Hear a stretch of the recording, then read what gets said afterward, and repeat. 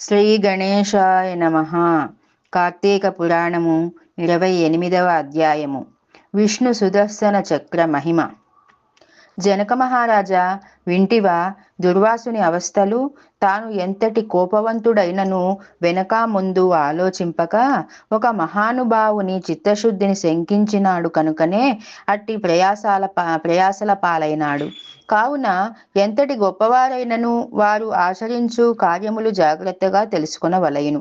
అటుల దుర్వాసుడు శ్రీమన్నారాయణునికి దగ్గర సెలవు పొంది తనను వెన్నంటి తరుముచున్న విష్ణు చక్రాన్ని చూచి భయపడుతూ తిరిగి మళ్ళీ భూలోకానికి వచ్చి అంబరీషుని దగ్గరికి వెళ్ళి, అంబరీష, ధర్మపాలక, నా తప్పు క్షమించి నన్ను రక్షింపుము.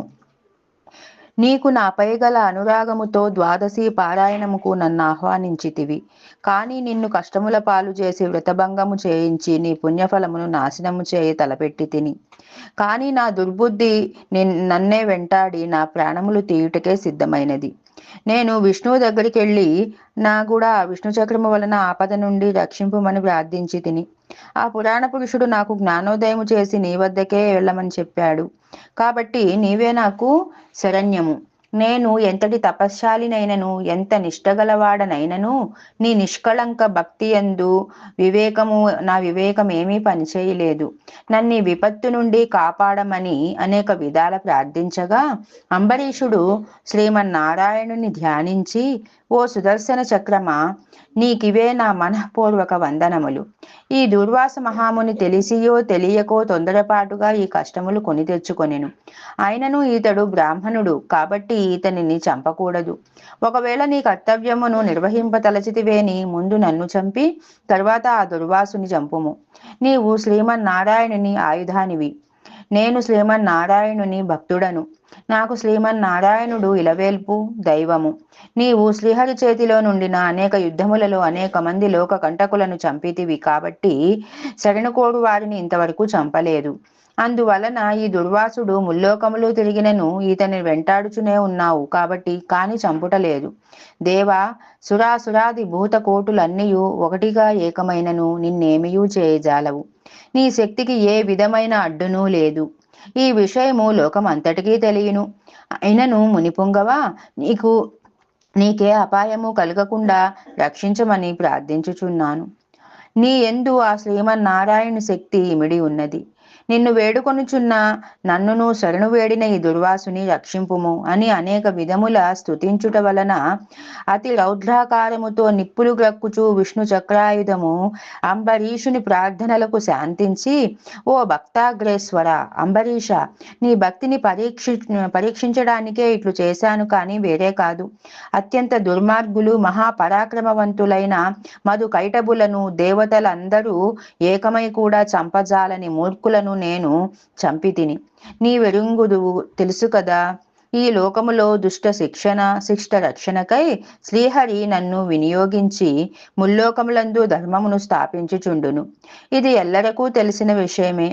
ముక్కోపియగు దుర్వాసుడు నీపై పగబూని నీ వ్రతమును నశింపజేసి నానా ఇక్కట్లు పెట్టవలెనని కన్ను లేరజేసి నీ మీద చూపిన రౌద్రము నేను తిలకించి తిని. నిరపరాధివగు నిన్ను రక్షించి ఈ ముని గర్వము అణచవలెనని తరుముచున్నాను. ఈతడు కూడా సామాన్యుడు కాడు. ఈతడు రుద్రాంశ సంభూతుడు, బ్రహ్మ తేజస్సు గలవాడు, మహాతపశ్శాలి.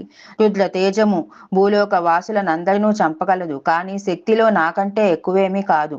సృష్టికర్తయగు బ్రహ్మ తేజస్సు కంటెను, కైలాసపతియగు మహేశ్వరుని తేజస్థితి కంటెను ఎక్కువైన శ్రీహరి తేజస్సుతో నిండి ఉన్న నాతో రుద్ర తేజస్సు గల దుర్వాసుడు గాని క్షత్రియ తేజస్సు గల నీవు గాని తులతూగరు, నన్నెదుర్కొన జాలరు. తనకన్నా ఎదుటివాడు బలవంతుడై ఉన్నప్పుడు అతనితో సంధి చేసుకొనుట ఉత్తమము. ఈ నీతిని ఆచరించిన వాడలు ఎటువంటి విపత్తుల నుండి అయినను తప్పించుకోబడతారు. ఇంతవరకు జరిగిందంతయు విస్మరించి శరణార్థి అయి వచ్చిన ఈ దుర్వాసుని గౌరవించి నీ ధర్మము నీవు నిర్వర్తింపమని చక్రాయుధము పలికెను. అంబరీషుడు ఆ పలుకులు ఆలకించి, నేను దేవ గో బ్రాహ్మణాదుల ఎందును స్త్రీల ఎందును గౌరవం కలవాడను. నా రాజ్యములో సర్వజనులు సుఖముగా నుండుటే నాకు కావాలి. శరణు గోరిన ఈ దుర్వాసుని నన్ను కరుణించి రక్షింపుము. వేల కొలది అగ్నిదేవతలు, కోట్ల కొలది సూర్య మండలములు, ఇంకేమైనను నీ శక్తిని తేజస్సుకు సాటిరావు. నీవు అట్టి తేజో రాశివి.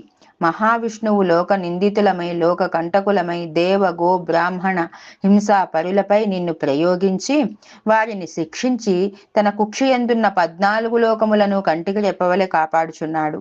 కాబట్టి నీకివే నా మనఃపూర్వక నమస్కృతులు అని పలికి చక్రాయుధము పాదములపై పడెను. అంతట సుదర్శన చక్రము అంబరీషుని లేవదీసి గాఢాలింగనమొనర్చి, అంబరీష, నీ నిష్కళంక భక్తికి మెచ్చుకున్నాను.